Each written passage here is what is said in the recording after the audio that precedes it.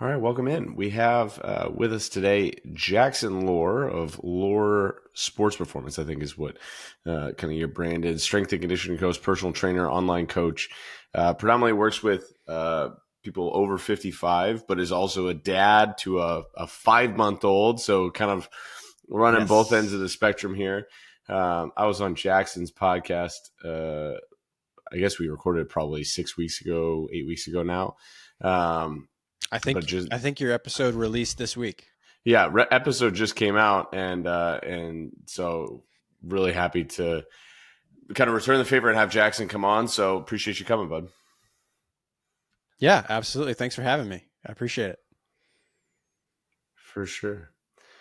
So this episode, because this is Jackson's area of expertise, we're gonna kind of call this one. A lot of my episodes have names a la Friends, like the one about protein. If you've been listening and you haven't noticed that, interesting piece of trivia for you. So we'll kind of call this one the one about longevity, the one about kind of living independently as long as we can and feeling strong and that sort of thing. So because that's your area of expertise. So I want to start with this. And you let me know if I'm breaking up too much and I lose you here.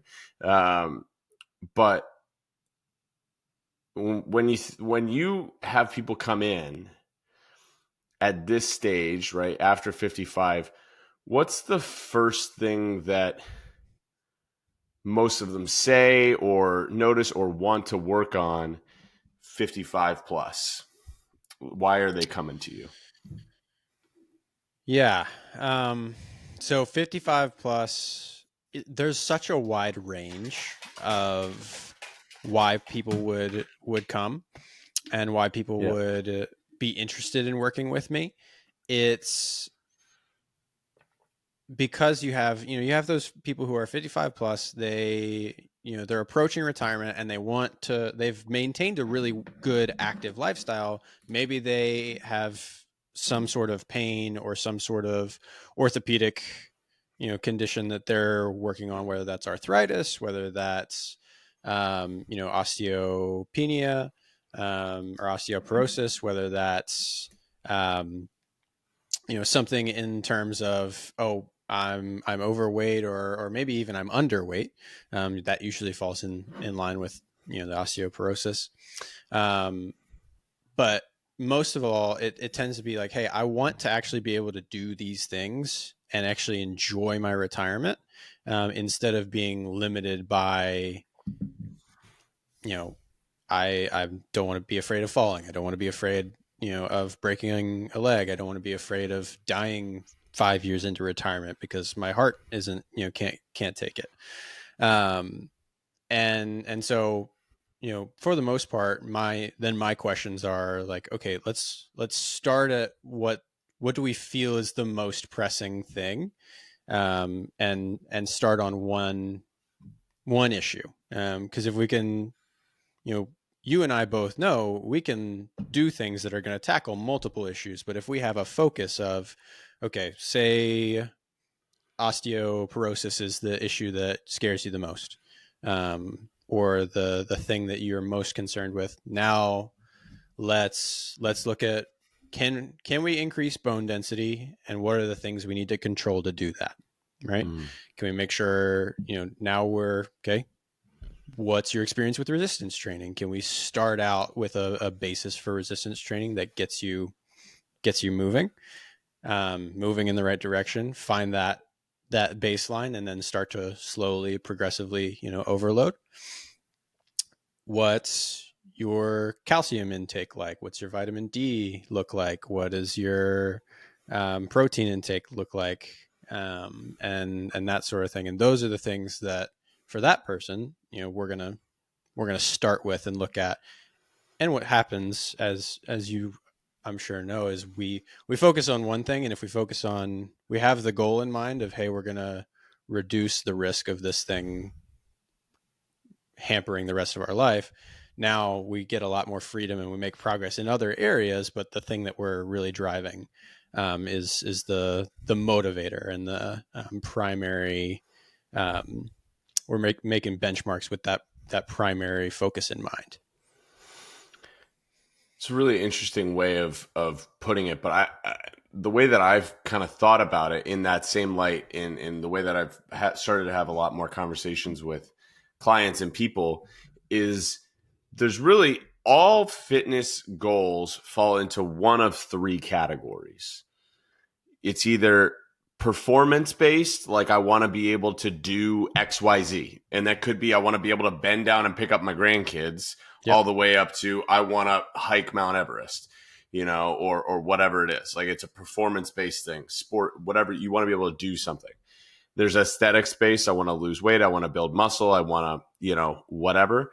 And then there's overall health. And that could be falling into that category is both preventative, usually is what we're thinking about, or improving. And those are going to be whatever, blood pressure markers, heart rate, osteoporosis, bone density, those types of things. And it tends to fall into one of those categories. And you can't, like, they're all intertwined. If I am 50 pounds over what would be considered a healthy weight, the process of losing those 50 pounds is also going to improve my ability to perform, and Yep. also is going to improve my health markers, right? Yep. Like it's just going to, but that's my primary focus. And the same thing is true of all of these other things. Like they do work together, but I love how you're thinking about this is like, you got to pick your focus because, it's a mile wide, an inch deep, or we focus here and recognize that all these other things are going to come along.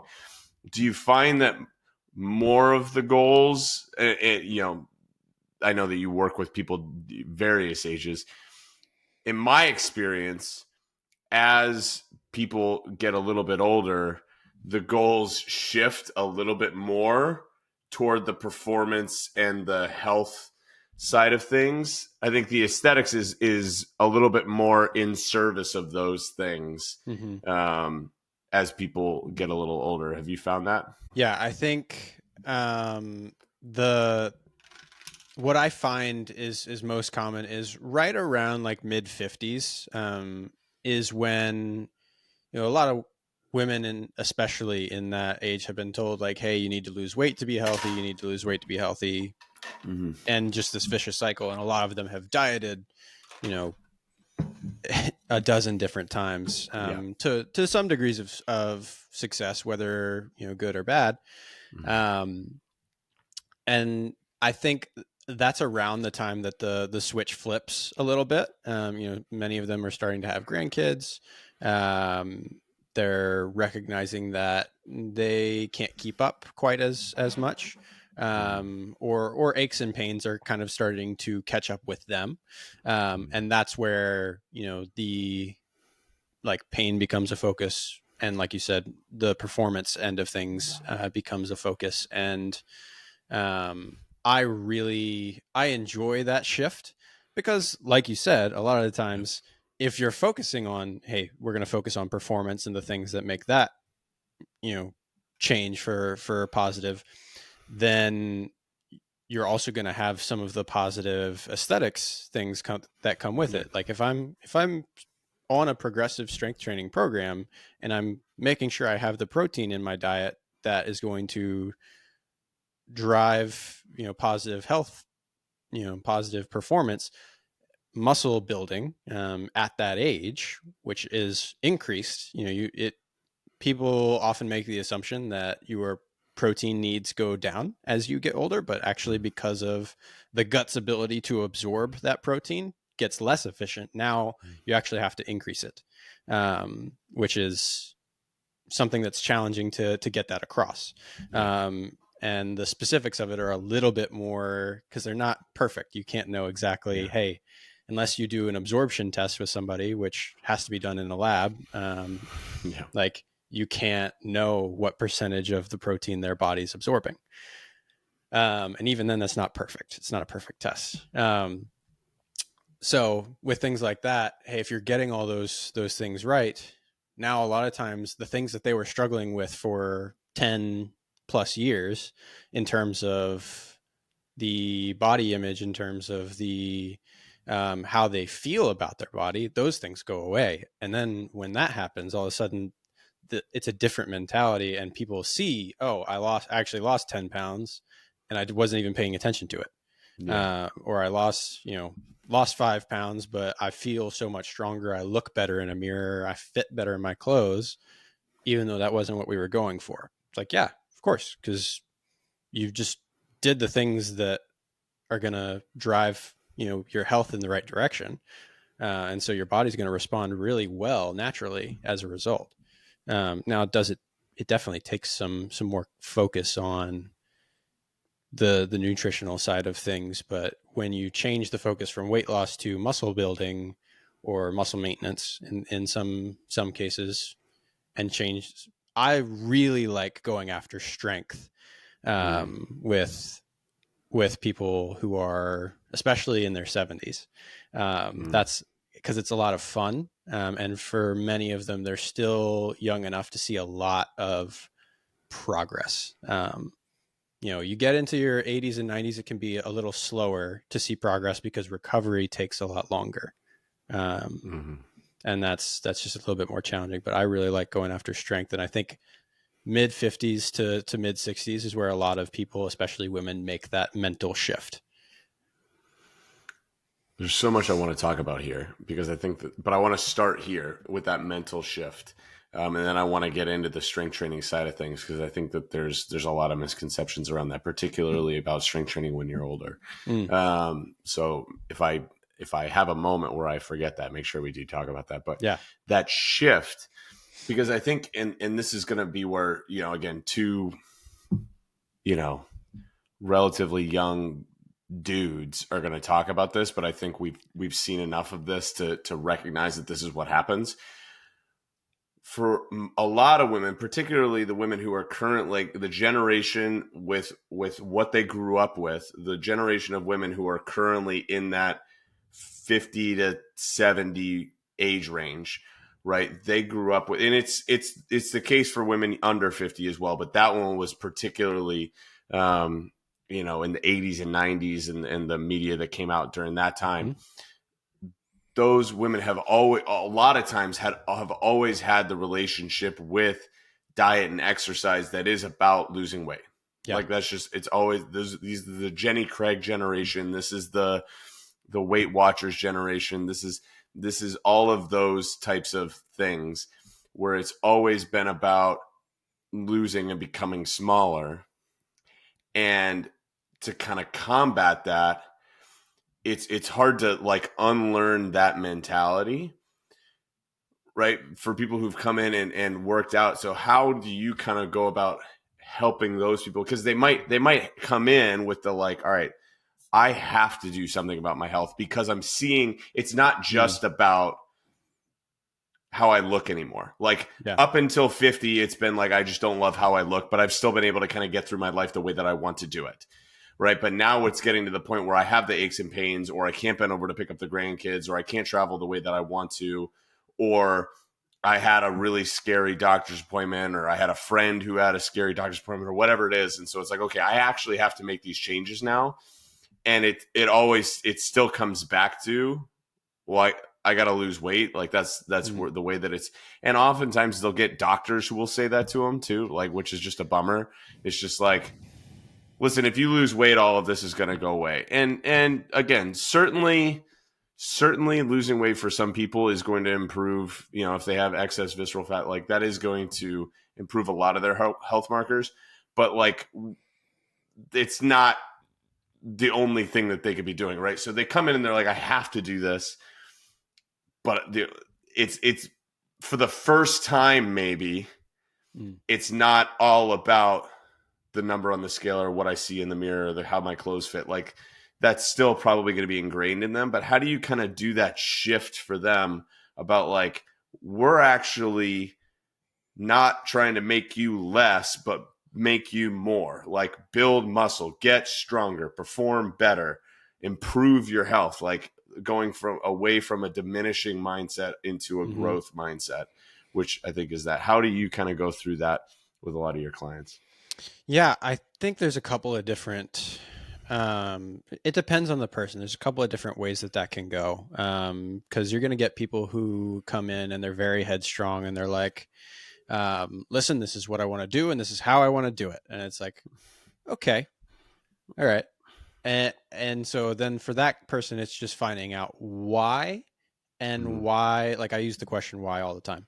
Yeah. I feel like, Makes you a good coach. yeah, I feel like it's, you have to be almost like a toddler, Mhm.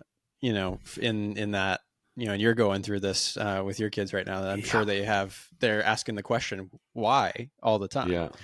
Um, We're starting, my 4-year-old is starting to like ask questions about Disney movies that I'm not ready. Like, you know what I mean? Like, yeah, it's like, did Mufasa die? And I have to be like, yeah, he did, bud. And then he's like, well, why did he die? And I'm like, he was trying to, and I'm like, and then he's like, yeah. I don't want you to die. And I'm like, okay, this went real dark. Like, do I skip that part of the, like, I'm not ready for that conversation right now. Like, Ooh, like yeah, where'd the mom go? And I'm like, oh, dude, I don't, what do we, yeah, look, it's a and fun song, Hakuna Matata, like, what are we doing here? yeah. No, it's I don't envy that timeline. I got a few more years before Dawson figures that out. It'll be fine. Um, yeah, absolutely. But yeah, so I think in many cases it's just finding out what is the motivation.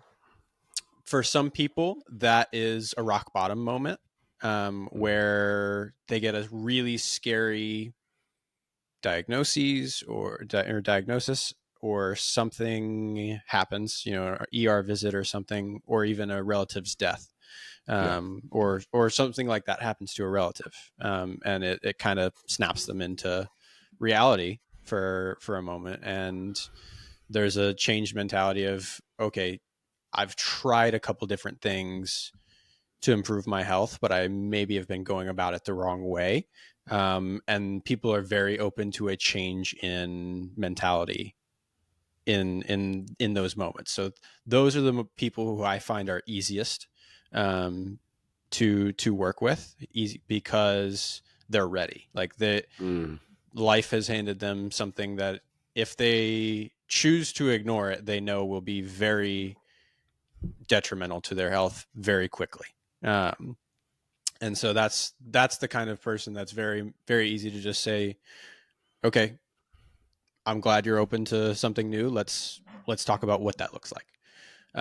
um, and for others, one of the things that I find is really helpful, especially if I can get somebody early on, maybe be some of their first exposure to fat loss, first exposure to muscle building, strength training, anything like that, because some of those women, like, they might have had home exercise videos. They Yeah. might have had, some of the stuff that, like, hey, you get Beachbody on a DVD and that's Yeah. it, and you have like a pair of bands and a 5 pound dumbbell, which is not enough, by the way, for people listening. Interesting Uh, piece of trivia. Yeah. yeah.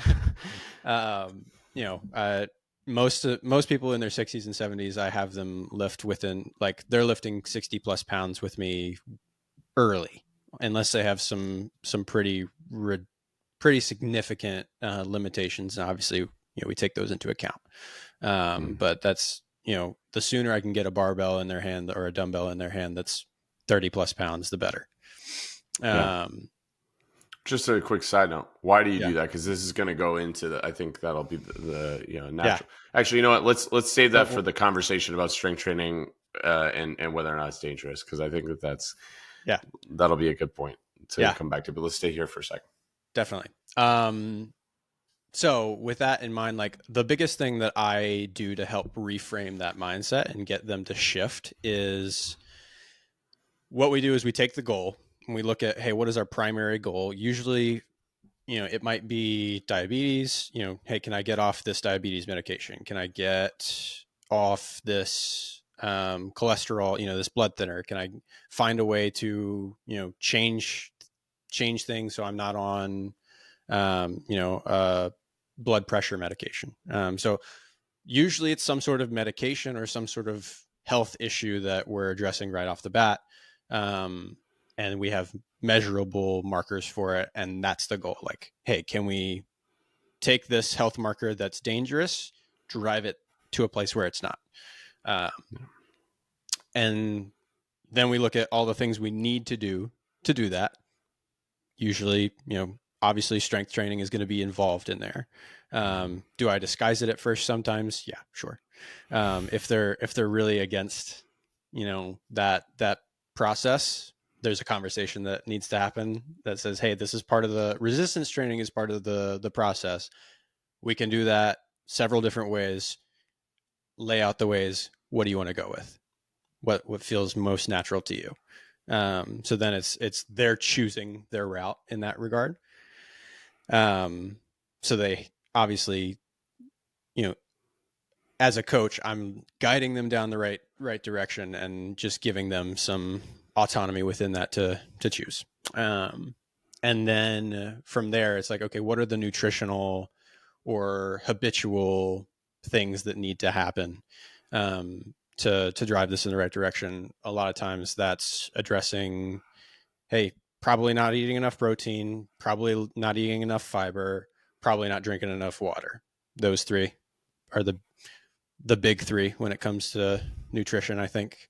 And then another another one that we can go down is the sleep quality, which is, hey, are you staring at your phone or your computer or your TV for hours and hours before bed?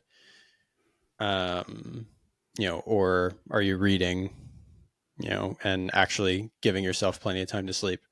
And then addressing, like, hey, are there, and this is where I partner with some people, for the ones that I can, is I refer out to, do I have good, um, you know, women, especially with women, estrogen, low estrogen as they enter menopause can be a really challenging thing that affects all kinds of things, joints, bone health, yeah, all kinds of things. Sleep really dramatically impacted, and so that's where I step back, send them to somebody else to address hormones, and then we get into it. But really, it's like, hey, can we find all the things that, find all the different actions we need to take on a regular basis that are going to drive us toward progress in that goal, and then forget the goal, and do that for a long period of time. And from there, if we can, my role then as a coach just becomes, hey, let's focus on the actions, celebrate the wins, so that we know that we're driving towards the right, towards the goal. And that's kind of how I help that mentality shift, is focus on actions, not necessarily the goal itself. Yeah, the way I phrase it is, we're in charge of the process, not the outcome. Yeah. So, but what was really cool about those actions, every one that you laid out, is, again, it's very contradictory to the messaging that I think that a lot of times we receive, which is, do less of XYZ, right? Eat less sweets, fewer carbs, fewer fats, whatever it is, pick your whatever, drink less, do, less calories, all of these things is less, so you lose weight. And oftentimes we can find a lot more success in abundance, and thinking about, like, hey, eat more protein, Yep. eat more fiber, drink more water, sleep more, read more, lift more. Yep. Is in a time of life, I think, when a lot of people have, I do the analogy a lot. I do a lot of analogies, financial analogies. So you think about, like, retirement, right? Like, from a financial perspective, you've worked your entire adult life with the idea of then celebrating. But I think a lot of people have a really hard time in retirement because they don't know how to utilize it, like do more. And some of us are limited by it, but they don't know how to do more. They're always just like, oh, I gotta, budget and not spend my money and, save for retirement. And they've been diligent with this. And my parents, this is a great example. So my father just, I don't know, a month ago bought his, and it's not like a Porsche, right? But like he bought his first like new car Yeah. ever. And my parents have they're not wealthy by any means, but they've done well for themselves, and they're on the verge of being able to retire. And I was like, yeah, good for you. Because like we never went out to eat as kids. We never like went on like when they're going on vacation to Italy next year, and I'm like, good for you. Like I was genuinely nervous that they were going to take this mentality that they had for our entire lives of like, hey, we got to be on like clipping coupons and going to the grocery store and all of these things. I'm like, Ma, you don't need to clip coupons anymore. Like you can if you want to, if that's a hobby of yours, but like, you know what I mean? Like, is that the best use of your time? Is that what you want to be doing? And so this idea of like more and like being able to do it with abundance is I think a challenging thing in that stage of life. Yeah. Yeah. I think, for a lot of reasons, I think it can be challenging when people get into that time frame and they're like, man, I have been eating like 50 grams of protein a Mm-hmm. day and I need like triple that. Yeah. Or I've been drinking like 2 glasses of water a day, one with breakfast and one with my lunch and one with my dinner or something like that. Or I had a conversation with, not a client, but somebody that at my church, who asked me to take a look at some test results of hers. And I was talking with her about, hey, implementing a strength training routine would be, beneficial. And I was like, oh yeah, I go and I do, one day a week, 80 reps nonstop on this one exercise. I'm like, all right. So there's a misunderstanding of like Yeah. the even just the basic concepts of Yeah. strength training there. And so I tried to provide some context for her, for how that would be, how it would better suit her to spend her time doing those exercises. Um, but we had it just seems like there's a misunderstanding of what to get more of, Yeah. and I I don't think even until you mention it there, like changing that mentality from less to more, Yeah. is definitely something that a lot of people struggle with. Probably, I'd say the Oh, first like 3 months of working with folks, they really are challenged by that mindset. and again, I think particularly that generation, right? That was the, eat, clean your plate, like, eat, Mm, it's a little bit of the scarcity mindset and right. shifting it into an abundance mindset and doing more. And so with that in mind, like, let's bring that back to like lifting more weights, Yeah. right? As a big part of it. And like you said, like, hey, I'm trying to get real weight in people's hands as soon as possible. And I'll tell a quick story as we get in. I'm sure you have a million stories like this, but you're not supposed to have favorite clients. But I've worked with this couple for 4 years now. They've been coming to the gym and twice a week for 4 years. So do the math on that. Yeah. Nice. And he always used to come to class. Husband and wife, and they're in their mid 50s. I mean, it's possible they're in their early 60s, but I mean, they're in great shape, right? They're in great shape. They've taken really good care of themselves. They've always been really active. But husband Chris, anytime Chris would come into class, it didn't matter what exercise we were doing. Chris had his little 8 kilogram kettlebell. Didn't matter the exercise. I was like, all right, you need a kettlebell for deadlifts. Chris has his 8 pound. You need a kettlebell for single leg deadlifts. Chris has his 8 pound. You need a kettlebell for overhead presses. He's got the littlest kettlebell, and he's just doing. Now he's working hard, right? But I'm Right. like, Chris, man, like you could probably do a little bit more than that. And by probably, I mean, you definitely can, but like trying to almost like, I had to give him permission. I'm Yeah. like, you will not hurt yourself if you go from 8 kilograms to 10 kilograms Yeah. on a deadlift with the fact that you've been doing it now for 5 months. Yeah. And also, you're probably maybe more likely to get hurt.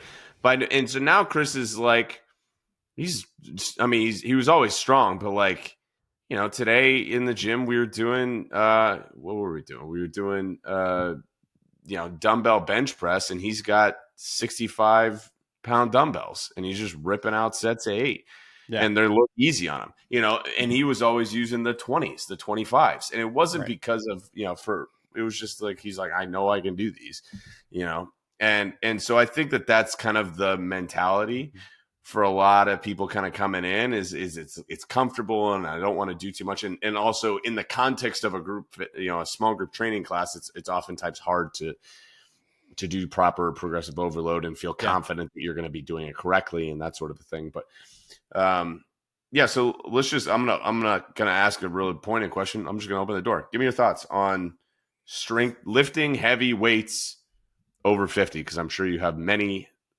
strong opinions on it. Yeah. For, I mean, gosh, for one thing, it's the most bang for your buck in terms of like decreasing potential health risks. Is literally if you were to do nothing else, like if you were to do nothing else, get some heavy weights in your hand. Doesn't have to be much.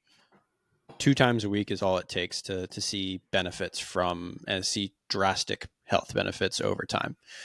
So that's my very small soapbox, Yeah. because I think too many people get caught on the cardio machines, and cardio is good. Cardio is healthy. Doing Mhm. it regularly will improve your health, or will help if you've already doing it regularly. It will help you maintain good health, good Mhm. cardiovascular health.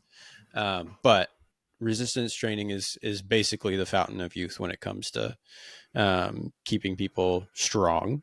Um, the biggest reason people get hurt is because they're unprepared for the things that they do. Their Yep. body is unused to doing something, and then all of a sudden you ask it to do something that it's not prepared for, and the brain basically can't handle it. Mhm. And so the structures are, the muscles are not prepared. So that's how you hurt yourself, is not being prepared for the things that are coming, and the things that you need to do or you are doing.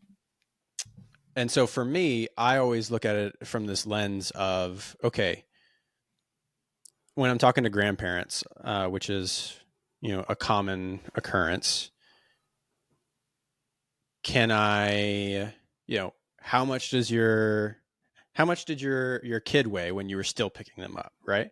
Mhm. They were probably upwards of 30, 40 plus pounds, at the time that you were still picking them up, putting them on one shoulder or one side and carrying them around. Yeah. Um, and, maybe even more than that. And so, how much did they weigh when you were throwing them into the air, right? How much do your Yeah. grandkids, if you have grandkids, how much do they weigh? How often are you bending down, your spine, bending down over like this, picking them up out of their crib? Don't you want to be prepared for that? Don't you want to be prepared for them to grow along with you, and for you to be able to still, um, still do that with them? There was a really good Super Bowl commercial one year, showed a granddad. Oh, the granddad one. I did a Yeah, post about that. That was top 5 commercial of all time. That absolutely. was Yeah. incredible. If you haven't seen it, scroll back on my Instagram a little bit, or just Google like grandpa Christmas commercial Yep. kettlebell, and Yep. you'll find it. It's worth the 2.5 minutes of your life. Yeah. So with him, like at first, he's really struggling with that kettlebell. Yeah, can't even pick it Um, up. right. And a lot of my clients, when they first start with me, like there's stuff that like Hmm. it's very difficult for them to do, but their body's going to ask them to do it. So it's better that they do it with me in a controlled environment, in a way that we know, hey, they're going to be safe if they can't do this.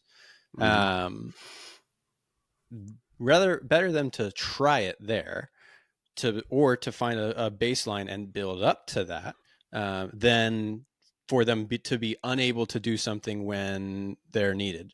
I'll give a great example of this. So I have a client who recently is coming off a bum knee, just a little bit of knee irritation, probably some like little bit of internal meniscus damage, if I had to guess. Yeah. I've done everything with her remotely, um, but we were basically rehabbing her knee and getting her to the point where she could run again. Well, a little bit into this, her aha moment and figuring out that she had gotten the ability to run in the way that she wanted to again was she was looking after her granddaughter. Granddaughter almost ran into the road, and she Mm, had to sprint in heels, uh, mm, and in heels and a skirt to go get her granddaughter out of the road, mm. and keep her from getting hit. Yeah. Right? If you're not, Have you seen that video? I'm sure that it's like it's really done in a poor light, but it's like the scary version of this, and I'm pretty sure it was a grandmother in the context of like yeah, her kid was in the stroller, or grandkid was in the stroller, and like she accidentally bumps it and then starts toward a busy road, like rolling toward a yeah, busy road, and she like yep, falls running after it, and then literally can't get up in time. And thankfully some other person like comes in and sprints grabs in, it, sprints yeah, in and grabs it. But it was like, if that dude wasn't there, kid's gone, kid's like dead. gone. Yep, And it wasn't like, it was, it's really not done well on the internet. Like, you get yeah, people with like really poor commentary on it, but right, it brings to light, and so does that story, the yeah, urgency of readiness, yeah, constant, like staying ready so you don't have to get ready, yep, sort of thing. Because there are those circumstances as a parent, now, but certainly as a grandparent or what have you, like, yeah, um, but even like not, it's just like, oh, I have to, like, my mom and dad are like obsessive in a good way about their yard and mm, like the mulching and whatever. And my mom will call me and she's like, I mulched for like 9 hours today. And I'm like, how you doing? And she's like, I'm pretty like, she has been really trying to take really good care of herself. But like, listen, you go from mm, not, no physical activity to bending over and mulching for 9 hours. You could be laid up for a week and a half. Like, that could yeah, leave you obliterated. And so then again, diminishes your ability to enjoy things. There's the urgent, like, oh, that feels like a pretty extreme situation. yeah, But there's also just the like the day to day of like, oh, my groceries are too heavy to carry in, yeah, sort of thing. yeah. No, it's definitely, um, there's both sides of that coin, and Mm, I really like the understanding of readiness, right? Like if you are, if you're not training, if you're not preparing your body to be able to move and to do it well and with strength, and with confidence is another thing, mm, um, then you're going to find yourself in a position that you are not fond of, at some point down the line, and it could mm. be life threatening to someone else, Yeah. and that's what's scary, but it is a reality. There's things out there, and situations you can get put in that, um, if you're the person who's responsible for a toddler or a child, like if you want to be the babysitter, if you want to babysit your grandkids, like that's, you have to be taking care of yourself, and this is where there's a little bit of, selfishness is not always selfish. You have No. to be taking care of yourself to make sure, this is what we talked about on our episode, that you Yeah. have the ability to care for others, and to be ready when things come.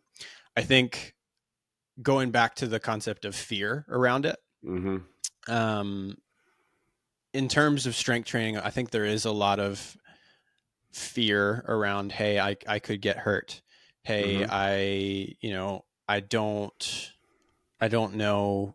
It's fear and lack of confidence, Yeah. um, in they kind of go hand in hand. And so that's why I often try to get a barbell in people's hands early, because there can be so much, like, the confidence of lifting a bar, when you've for years associated it with athletes and power lifters and Mm. strength athletes, like you've associated it with people who you consider athletic and strong, and not with yourself.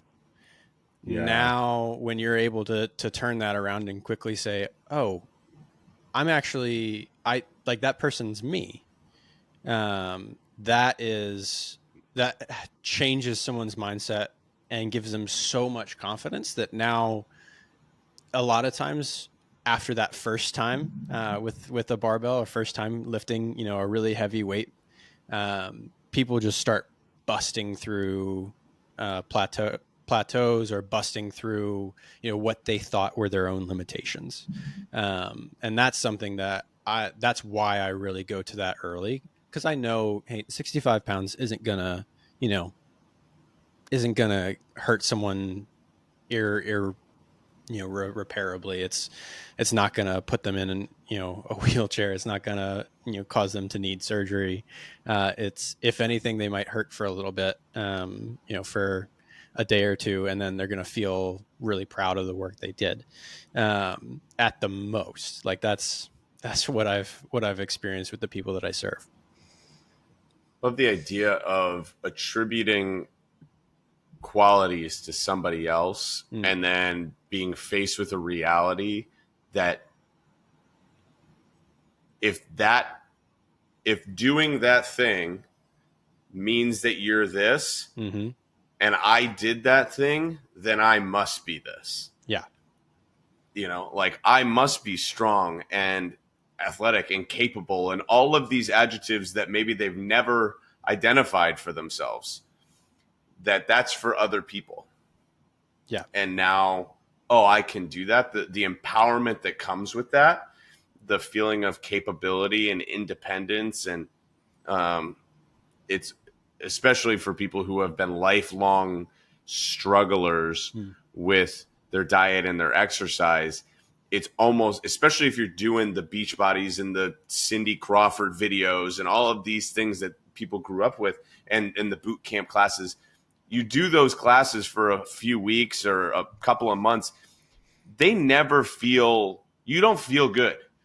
Like you feel incapable. You're like, listen, I still remember these videos. Like my mom used to watch Cindy Crawford working out on a beach in Malibu Yeah. in the 90s. Like, what does everybody watching that video feel? Every woman watching that video just feels like, I'm not friggin' Cindy Crawford, because nobody is, right? But they watch and they're like, they just feel not good about themselves. Right.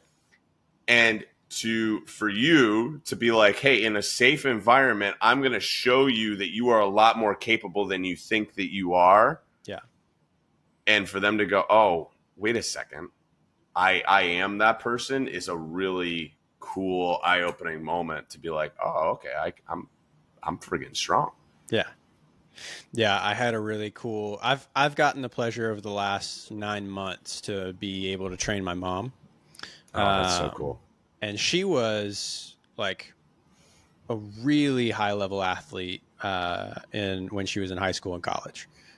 So like won a state championship, held multiple state records in track, in high school, and then college. Competed in two sports, in college, while getting a pretty difficult degree. So she's a registered dietitian now, and teaches, in universities, a couple different ones.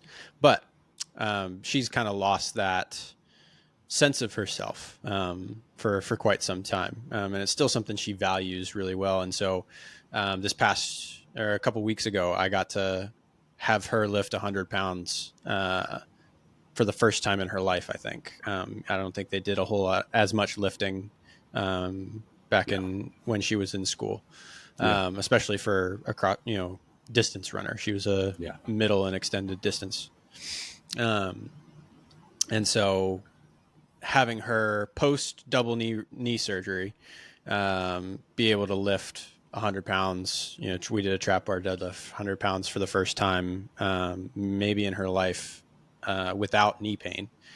That to her, now it's funny, almost immediately she's like, oh, I'm going barefoot in the gym, and Yeah. you can see the gears turning. It's like, she's finding her athletic self again, which is really Hmm. cool to see, as she's a grandmother of 3 now.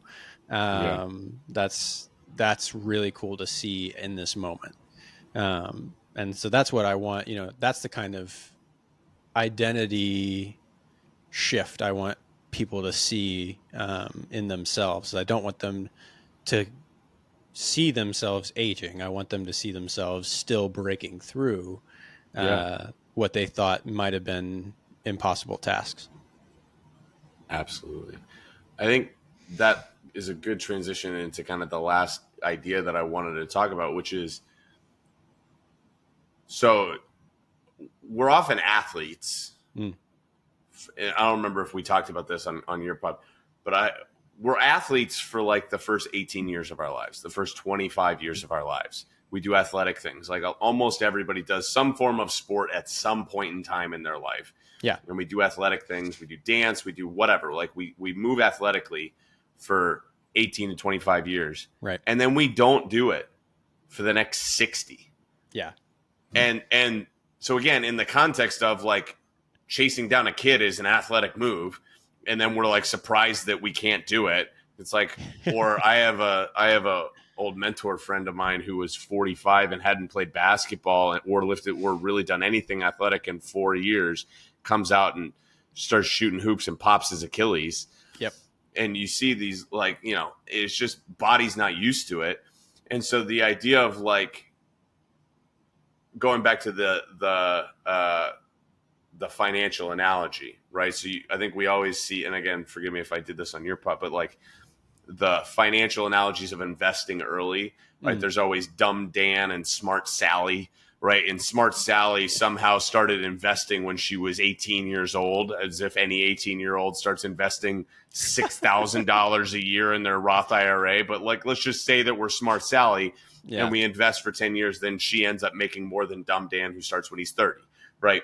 And even though Dumb Dan does more work, whatever. That's the thing. But the idea, the principle behind it is the earlier you start, the better, right? If you Right. don't lose it, it's a lot easier to use it when you're later. And so, like, Yeah. continuing to be athletic through your 30s and 40s and train strong and all, like, it's a lot easier. But, the best time to plant a tree was 30 years ago. The second best time is today, right? So the idea of like, don't, just because you haven't moved athletically doesn't mean that you can't start now and make a pretty big dent in it and be an athlete and move. So I think kind of twofold answer is, do you notice a difference for people who have a training background and an athletic background coming into it? For anybody who's listening who's maybe not yet at that threshold, in their 30s or 40s, being like, hey, it's worth, like, there's a dramatic impact about starting earlier. I think we Mm. both kind of would know that, but like, do you kind of notice that? And that, two, how do you maybe combat, I don't know if it's a limiting belief, but the mental hurdle Mm. of, for instance, your mom who lost it, kind of got away from that part of herself for a period of time, will kind of like kick yourself a little bit for being like, why haven't I been doing this Mm. for the last 30 years, and being kind of bummed out about that, because there is a little bit of the like, well, it's now we're here. So as you think about that and the lead up to it and the gap between when we're 18 and we can kind of do whatever the heck we want with our body up to, in our 50s and up, Yeah. how do we use that time for better or for worse, and how that impacts the rest of it? Yeah.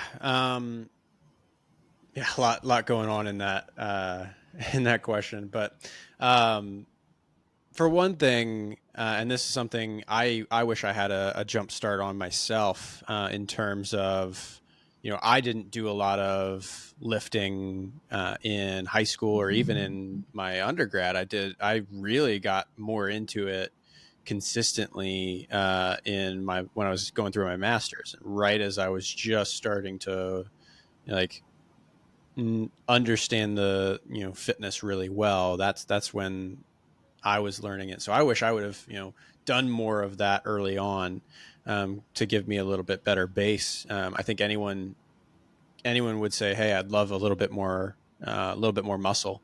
Most people Hmm. would love a little bit more muscle, especially going into your 60s, where sarcopenia can be a real Hmm. problem. Like, just having the timeline to build up muscle mass, leading to that point, so that you can worry about maintaining it and not necessarily trying to build at that point, which is very difficult.